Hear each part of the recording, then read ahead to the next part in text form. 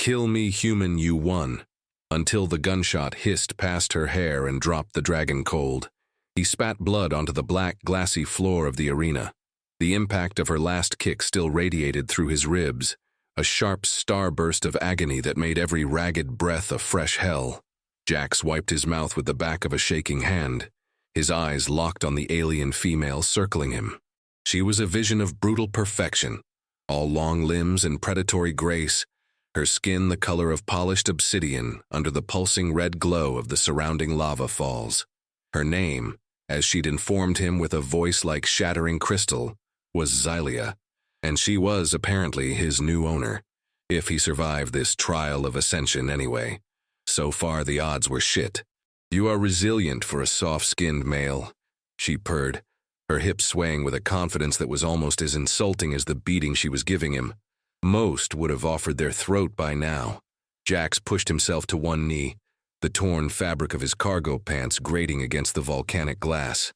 Yeah, well, I'm not most, and for the record, my skin's not that soft. Want a touch? A ghost of a smile touched her full lips. They were a deep, startling violet. I will touch all of you when you are mine. I will learn every scar, every weakness. I will mark you with my claim, and you will learn to beg for the privilege. Promises, promises, he grunted, forcing himself to his feet. Look, lady, this has been a real slice, but my ship's probably being stripped for parts as we speak. How about we call this a draw? I'll even let you have my spare protein packs. Her smile vanished. Your ship is forfeit. Your life is forfeit. The moment you were dragged from its wreckage onto the sacred grounds of Cathar, you became a participant. You will fight. You will lose. And you will submit. These are the rights. Rights, Jax mocked, stalling for time, trying to figure out an angle. Anything. She was stronger, faster, and clearly knew this gladiator bullshit inside and out. He was just a jaded bounty hunter who'd taken a wrong turn at the Epsilon Ceti Nebula. And what's the grand prize for the winner? A fucking toaster. A year's supply of ritualistic body paint. The prize, she said, her voice dropping, becoming a low, intimate threat that vibrated in his bones, is you. She came at him again, a blur of dark limbs and focused violence. He dodged the first strike, a high kick that whistled past his ear with enough force to shatter stone. He wasn't a brawler, not by choice. He was a survivor. He used his smaller size, his lower center of gravity, ducking under her sweeping arm and driving his shoulder into her midsection. It was like hitting a statue. She grunted, more in surprise than pain, and her hand clamped onto the back of his neck. Her grip was iron. A jolt, hot and electric, shot down his spine. He felt a strange resonance, a hum against his skin that had nothing to do with the impact. Her violet eyes widened for a fraction of a second. What? She began, her own focus broken. He didn't give her time to finish the thought. He slammed his elbow back into her ribs, hard. This time she gasped, a real, honest-to-God sound of pain, and her grip loosened. He spun away, putting distance between them. His heart hammered against his ribs, not just from exertion, but from that weird jolt. What was that? He demanded, breathing hard. You felt it, she stated, her cocky demeanor replaced by a sharp, assessing curiosity. She touched the spot on her side where he'd hit her, then looked at her hand as if expecting to see something there. The echo. It is not possible, not with an off-worlder. Echo, lady. The only thing I'm feeling is a desperate need for a medkit and a stiff drink. He was lying. He'd felt it. A weird, intimate connection, like a shared nerve. It was unsettling. It was hot. God damn it. Do not play the fool, she snapped, her confidence returning. But now it was laced with something else. An intensity that was less about the ritual and more about him. The echo only occurs between resonance-matched pairs. It is a precursor to the bonding. Bonding? Is that what you call it when you beat someone senseless and claim them like a piece of lost luggage? He shot back, his sarcasm his only real armor. It is a term for a ritual you are far too primitive to comprehend, she said, stalking forward again. A union of flesh and spirit, forged in the heat of dominance. Sounds kinky. You're not my type. Her laughter was a low, dangerous growl. You have no type, human, you have only me. The fight resumed, but the tenor had changed. Her attacks were still fierce, but they were also probing, testing. Every time they made contact, a blocked punch, a grappling hold, a glancing blow, that strange electric hum arced between them. It was a current of pure physical awareness, and it was driving him crazy. He could smell her, a scent like ozone and night-blooming flowers. He could feel the heat radiating from her skin. This wasn't a trial anymore. It was a fucking courtship. He was on his back again. The world was a spinning vortex of black glass and pulsing crimson light.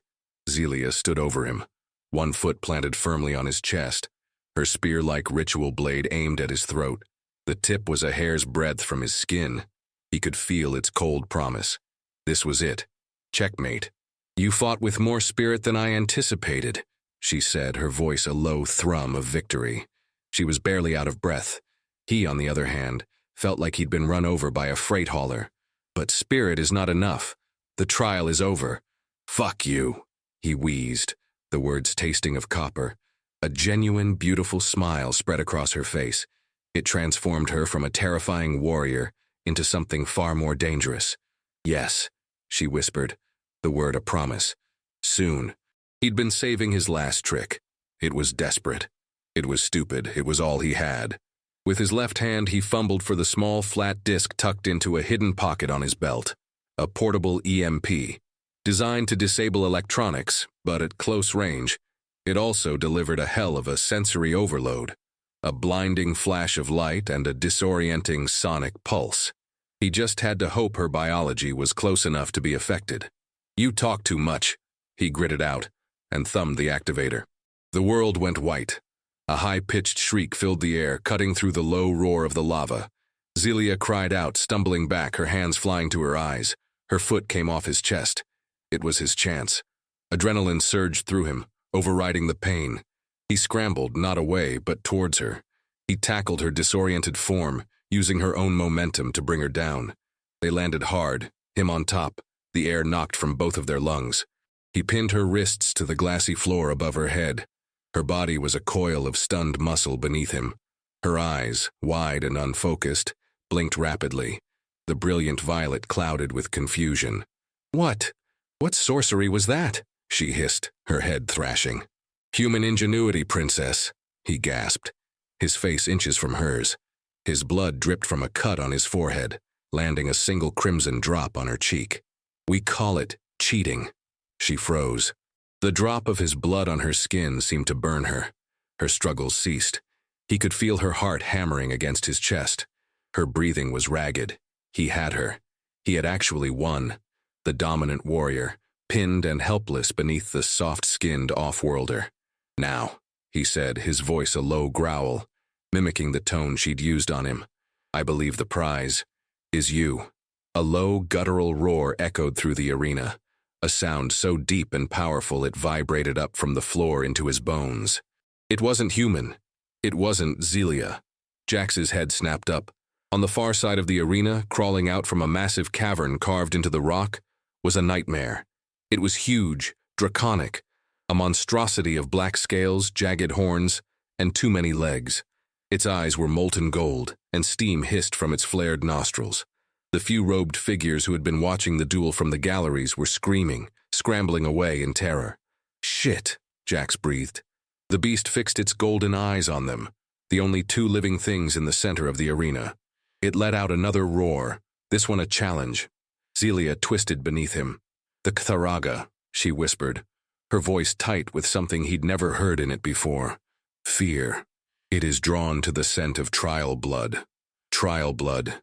You mean my blood," he snarled, pushing off her and scrambling to his feet. He automatically reached for the pistol holstered on his thigh. "Release me, human. I can fight it," she demanded, getting to her own feet. Her ritual blade was a few yards away, lying where she'd dropped it. "Yeah, you were doing a bang-up job fighting me," he shot back, his focus entirely on the advancing creature. It moved with a terrifying, insect-like scuttling, its heavy body slung low to the ground. "This is a bit out of your weight class, don't you think? My honor demands I face it. Your honor is about to get eaten. Get behind me." The order came out of his mouth before he could think about it. He, the prisoner, the loser who cheated to win, was giving orders to the dominant warrior princess. And the craziest part? She hesitated. She actually looked from the advancing Cthulhu to him, her violet eyes wide and uncertain. The massive beast charged. Time seemed to slow down. Jax raised his pistol, a standard-issue kinetic pulse sidearm, good for punching holes in armored mercs, but against a 10-ton lizard? He might as well have been holding a pea shooter. "Get your fucking spear," he yelled, not taking his eyes off the target. That seemed to snap her out of it. She sprinted, snatching her blade from the ground. The Cthulhu was closing the distance with terrifying speed. Jax fired. A bolt of blue energy slammed into the creature's shoulder. It roared in pain and fury, shaking its massive head. But it didn't slow. He fired again, aiming for an eye. The shot went wide, skittering off the thick bone of its brow. "It's not working," he yelled. Zelia was beside him now, her blade held in a two-handed grip. She was panting, her earlier poise shattered by the sheer scale of the threat. They were back to back, a tiny island in a sea of black glass, with death itself bearing down on them. "Its underbelly," Zelia shouted over the creature's thunderous approach. "The scales are thinnest there." "Great plan. You distract it, I'll just crawl underneath and tickle its junk," Jax yelled back, firing another useless shot into its chest. The kinetic bolt dissipated against the thick scales like a raindrop. The Cthulhu was almost on them, its cavernous mouth opening to reveal rows of dagger-like teeth. The heat from its breath washed over them, smelling of sulfur and rot. "We fight together, or we die together," she yelled, her voice ringing with a warrior's resolve. He glanced at her. Her fear was gone, replaced by a cold, hard fire. In this moment, fighting for their lives against a common enemy, the tension between them had transformed. It was no longer a power struggle. It was a partnership forged in desperation. He saw her brace herself, ready to meet the monster's charge head-on with nothing but a sharpened piece of metal. It was insane. It was magnificent. "Get down," he barked.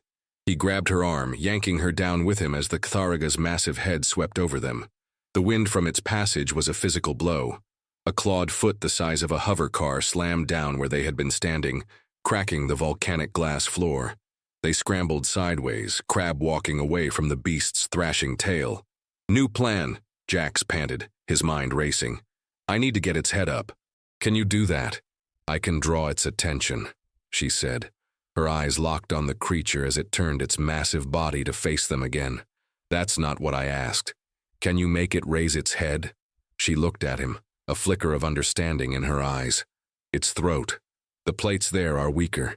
If I can get close enough to strike upwards..." "Don't strike. Just make it react. Make it rear up. Give me a clear shot at the joint where its skull meets its spine." It was a 1-in-a-million shot. But it was the only one they had. She nodded, her expression grim. "I will give you your target, human." She didn't wait for a reply. She took a deep breath and let out a piercing battle cry, a challenge that cut through the arena's din. She charged not at the beast's legs or belly, but straight towards its head. The Cthulhu, seemingly insulted by the audacity of this tiny creature, lowered its head to meet her, its jaws snapping. Jax's world narrowed to the sights on his pistol, the advancing monster, and the insane, beautiful alien warrior who was about to sacrifice herself to give him a chance. The Cthulhu swiped at her, a lazy, contemptuous motion. Zelia was a blur of motion, ducking under the attack, her ritual blade a silver arc in the crimson light. She didn't try to pierce the thick hide. Instead, she slid across the glassy floor, her blade grating against the underside of the beast's jaw. It was a move of pure, calculated provocation. The monster roared in fury, shaking its head violently and rearing back, lifting its massive skull to the cavernous ceiling to bellow its rage. That was it. That was his shot. The back of its neck was exposed for a single fleeting second, a small, vulnerable patch of softer tissue where the armored plates of its skull joined its spine. Jax didn't think. He acted. His pistol was already up, the sight trained on that exact spot. He held his breath, the world silencing around him, the only sound the frantic thumping of his own heart. He squeezed the trigger. At the same moment, the beast, recovering its balance, lunged forward, its jaws aimed directly at Zelia.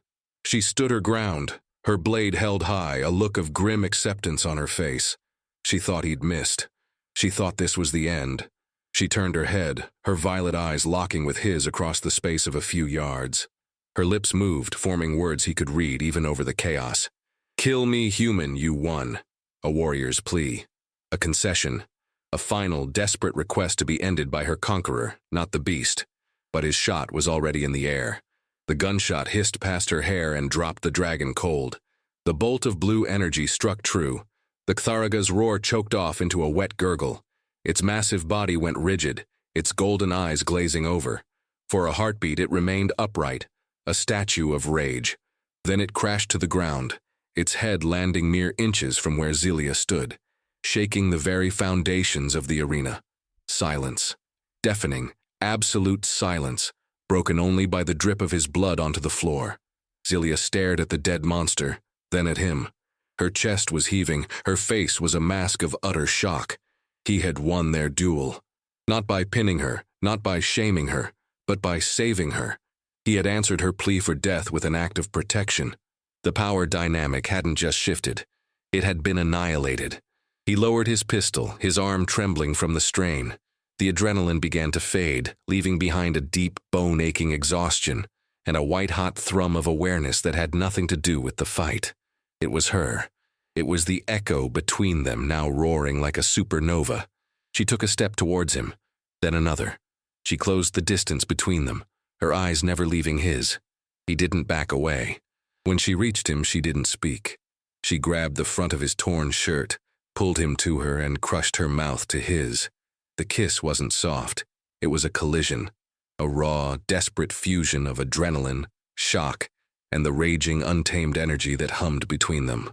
Her lips were demanding, her body pressing against his, claiming him in a way that had nothing to do with ritual or dominance. It was pure, unfiltered need. His hands came up, tangling in the coarse, dark braids of her hair. His pistol clattered to the floor, forgotten. He kissed her back with all the pent-up frustration and terror and white-hot lust of the last few hours. It was a fight and a surrender all at once. Her hands roved over his back, her touch no longer the measured strikes of a warrior, but the frantic exploration of a lover. She broke the kiss, her breath coming in ragged gasps, her forehead pressed against his. "You saved me," she breathed, the words laced with a profound, soul-shaking confusion. It was a concept her culture of dominance had no word for. Victory was life. Defeat was death or submission. He had created a third option. Seemed like a better idea than letting you get eaten, he rasped, his own voice hoarse. Your shot was perfect. I'm a bounty hunter, he said, a ghost of his old sarcasm returning. I'm good at hitting targets. Her violet eyes searched his, looking for the triumphant arrogance of a victor. She found none. Only exhaustion, and a reflection of her own overwhelming need. The trial, she whispered. You are the victor. By all rights, I am yours to claim. Is that what this is? He asked, his voice low. He slid a hand down her back, tracing the curve of her spine, feeling the coiled power in her muscles. A claim? From his point of view, the world was a haze of her. Her scent, the heat of her skin, the impossible violet of her eyes. For the first time, I will switch to her point of view. The universe had been upended. Zelia's mind, once a fortress of ritual and certainty, was now a storm of chaos. The human's touch was not the brand of a master, but the caress of something else, something terrifyingly new. The echo between them wasn't a precursor to bonding anymore. It was the bond itself, forged in blood and defiance and solidified by an act of impossible honor. He had earned the right to dominate her, but had chosen to protect her instead. The paradox was so profound it shattered her worldview. She felt a wave of heat wash through her, a primal, undeniable urgency that had nothing to do with rights and everything to do with the male in front of her. Claim me, she commanded, but her voice was not the order of a warrior. It was a plea. He didn't need a second invitation. He lifted her, his arms finding a strength he didn't know he possessed, and carried her to the relative shelter of an alcove, away from the corpse of the Ktharaga. He laid her down on the cool glass, their bodies slick with sweat and grime. The sex was as raw and desperate as their kiss, a frantic shedding of armor, both literal and emotional. It was a battle for a new kind of territory, a landscape of shared skin and desperate breaths. When he was inside her, she cried out, a sound of pain and pleasure and utter shattering release. As their bodies moved together, the echo between them flared into a telepathic firestorm, a torrent of shared sensation and emotion. He felt her life of rigid discipline, her loneliness at the pinnacle of her society. She felt his weary cynicism, the deep-seated guilt of a past he never spoke of. It was a violent, involuntary intimacy that stripped them bare. In the final moments as he climaxed, she felt a burning sensation on her shoulder. A mark, intricate and glowing with a soft violet light, bloomed on her skin. A bonding mark, not one given by a victor to his prize, but one that had appeared on its own. A physical manifestation of their new, unclassifiable connection. The aftermath was a breathless, trembling silence. He collapsed beside her, their bodies still joined. After a long moment, she traced the new mark on her shoulder. "The spirits have marked me as yours," she said, her voice quiet, awestruck. Jax, still catching his breath, managed a weak chuckle. "The spirits, huh? And here I thought it was just really, really good sex." She looked at him, a genuinely puzzled expression on her face. "Is good sex the human term for a soul-forging rite of unification?" He just laughed. It was a raw, tired, but honest sound. "Close enough, princess. Close enough." The robed figures began to creep back into the arena. Her people. They moved slowly, their faces a mixture of awe and fear as they took in the scene. The colossal dead Catharaga and their champion, Zelia, lying tangled with the off-worlder, both of them covered in grime, blood, and the unmistakable sheen of recent frantic intimacy. An old male, his robes more ornate than the others, stepped forward. His face was a mask of grim disapproval. He was one of the elders. "Celia," he boomed, his voice echoing in the sudden quiet. "What is the meaning of this desecration?" Zelia sat up, pulling a piece of her torn tunic over her chest. She didn't look ashamed. She looked different. The hard, cocky edge was gone, replaced by a quiet, unshakable certainty. Jax pushed himself into a sitting position beside her, his hand instinctively going to where his pistol had been. It was still yards away. He was exposed. "Elder Kale," she said, her voice clear and steady. "The trial is concluded." "Concluded?" Kale sneered, gesturing at Jax. "You were defeated by this creature's trickery. Then the great beast arrived, an omen of displeasure. The trial is void. The off-worlder must be purged for his sacrilege." Several other warriors, drawn by the commotion, began to flank the elder, their hands on the hilts of their own blades. They were closing in. Jax tensed, preparing for a fight he knew he couldn't win. This was it, the political fallout. They'd take him out and purify their champion. He should have known.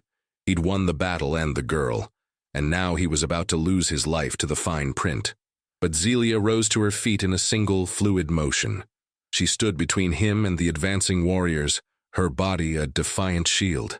"The trial is not void," she declared, her voice ringing with authority. It was elevated. "We faced not just each other, but the Catharaga. A trial of ritual became a trial of life and death."